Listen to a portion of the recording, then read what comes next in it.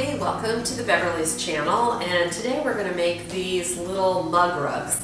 You can make them out of scraps that you just have in your scrap bin, or you can even select a color palette and get exactly what you want. I think that this one is super cute since it has a little pocket, and after I made it I thought that would be so cute if you put like a little note to Santa, if you did it out of Christmas fabric and you could have glass of milk and cookies there. I think it would be would really be a cute project. So let me tell you all the things that you're going to need to get going on this.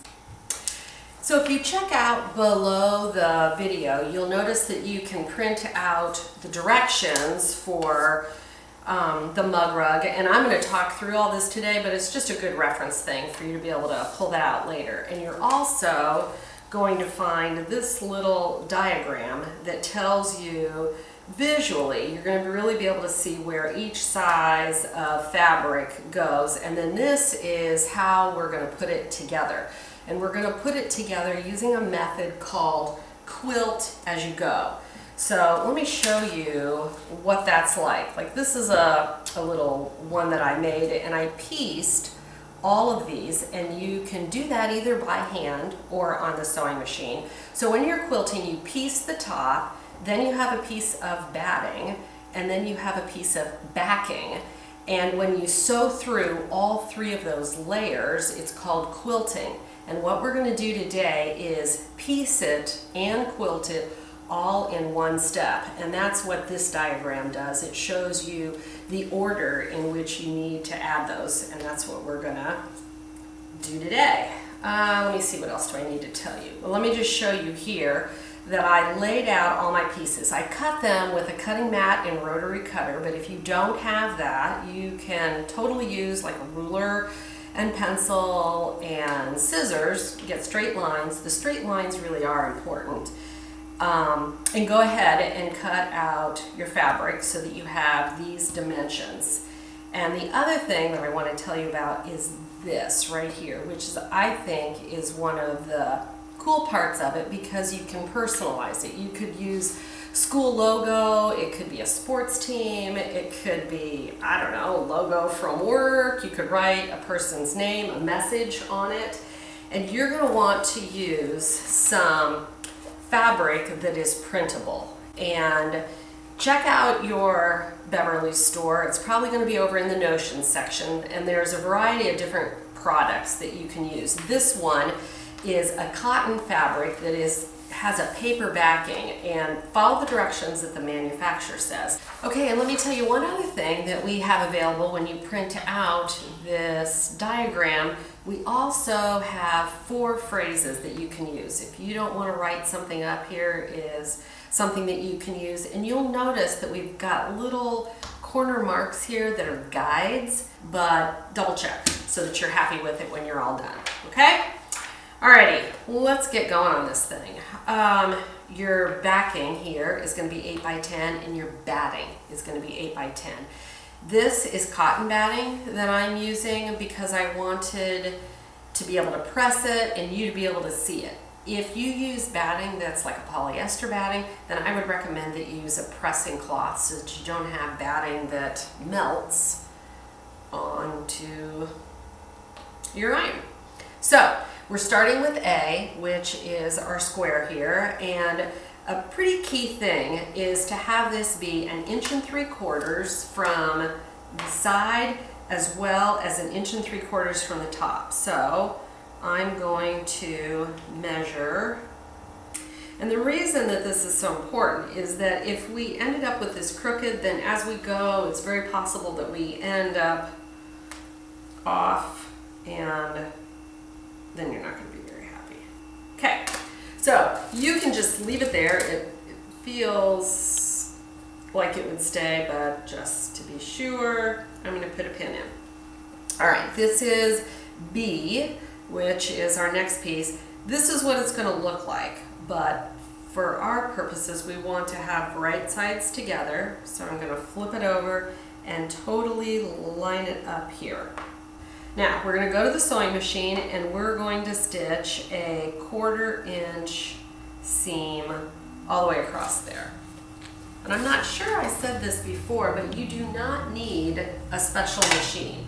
If you were quilting a big project, you would either need a quilting machine or you would need a special foot on your sewing machine. But because this is such a small project, it's not going to be a problem. So just plain old sewing machine or doing it by hand.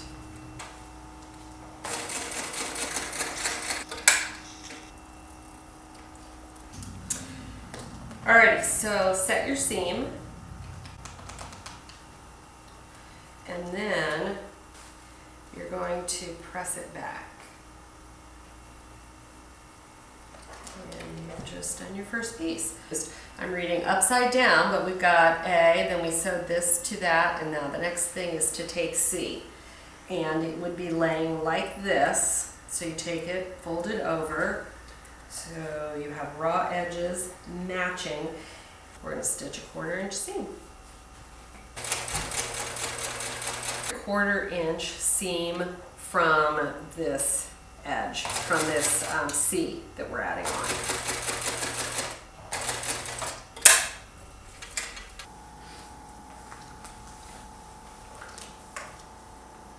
Alrighty, we're moving along. This piece is going to go here. The key thing is just to keep a straight line. 1/4 inch seam.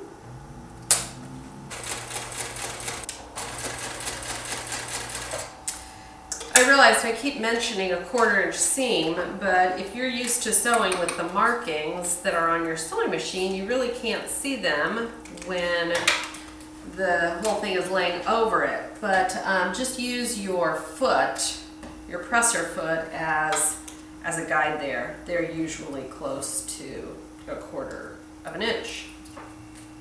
I just love doing this because you can just sort of see it coming together as you work. Alrighty, next one is this little piece, E.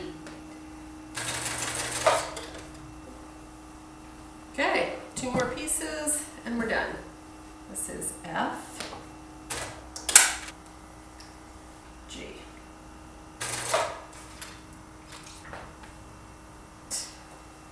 Now what we want to do is to get this all squared up so that we have straight edges, good corners, and going across. So I'm going to use a cutting mat and a rotary cutter, but like I said, you could use a ruler and scissors. Alrighty, I went ahead and trimmed these 2 sides. They're easy. This side, you can see how it's kind of a little crooked here and it sticks out a little bit longer. So I like to use this seam, this long seam here, to be my guide. And the amazing thing about a ruler that's a clear ruler that has lines going in this direction, not just your inch markings, is that I can line those up that's closest to the edge here.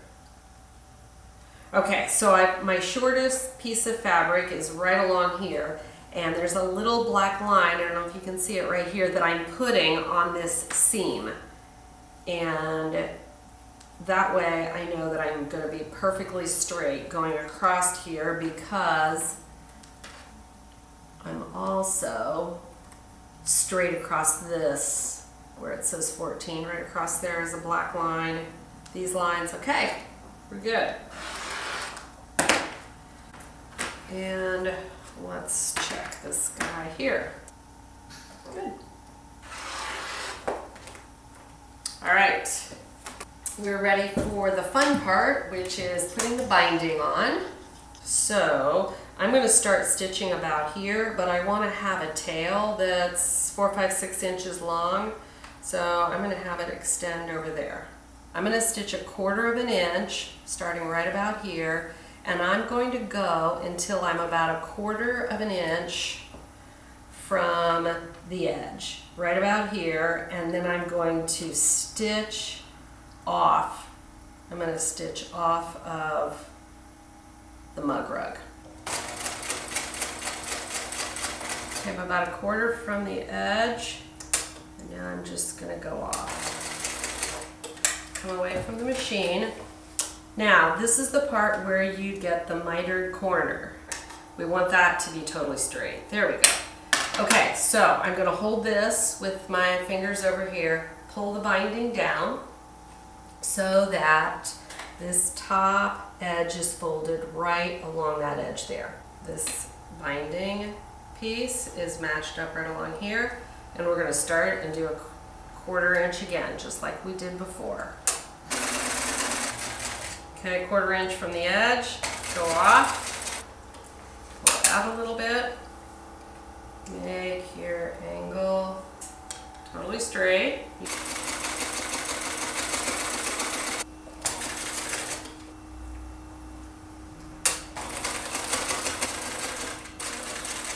All right, we have one more corner, and we are just going to stitch around the corner a little ways. Just an inch, inch and a half.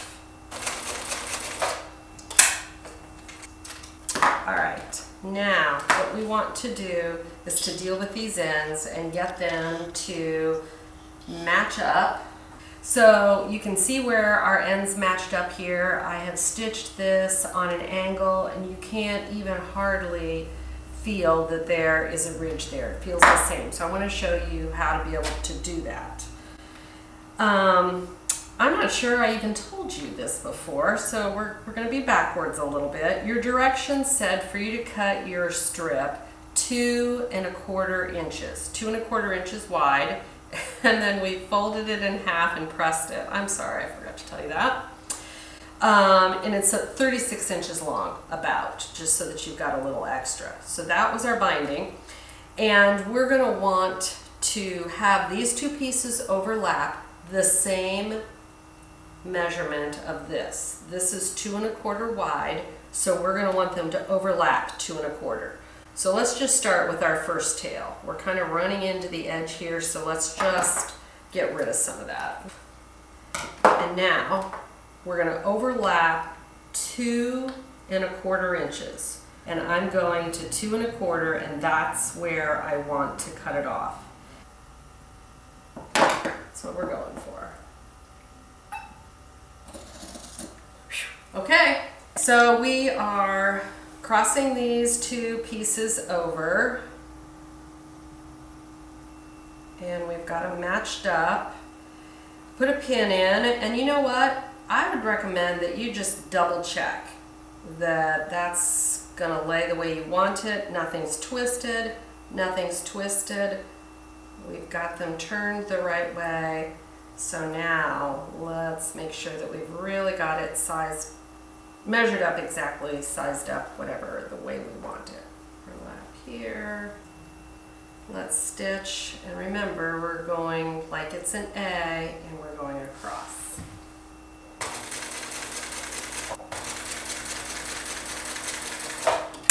Before we trim it, let's be sure. Okay. Oh, yes. Fabulous. All right, so let's go in here and trim this to about 1/4 inch. So this is the seam in here. Yep. Yes. Love it. All right, we stopped right here and we stopped over here, so we want to stitch that.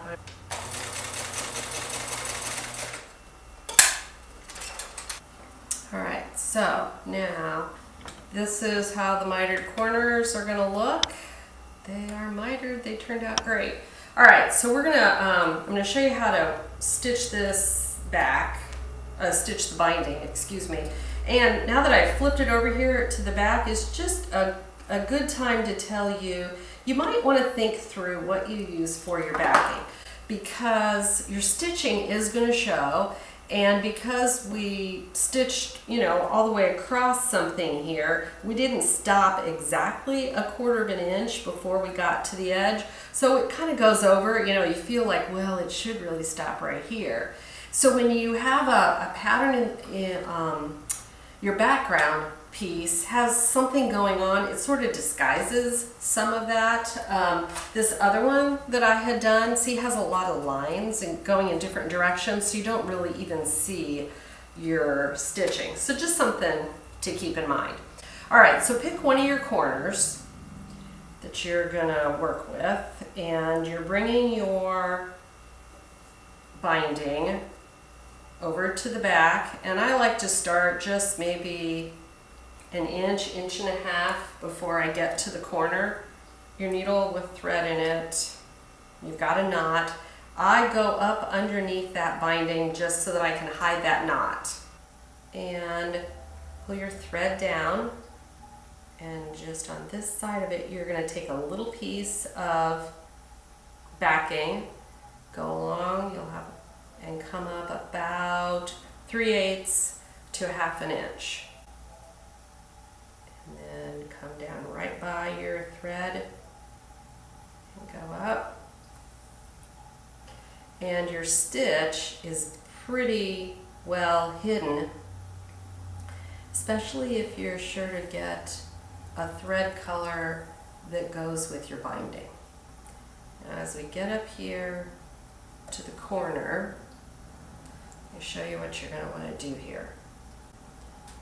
Take your binding up there and then fold this down so that this corner then is going to match this piece of binding right there. And if you were quilting a blanket, you would go all the way up this corner, come back down, and keep going. But because this isn't going to get the wear and tear, I'm not so sure that I'm going to go up there. So go down, get a little bit of your backing, a little bit of your batting, and come back up. Alrighty, so I went all the way around. You're going to want to knot it, trim it off, and give it a little press. There you go. I think it turned out great. Hope you have fun making them.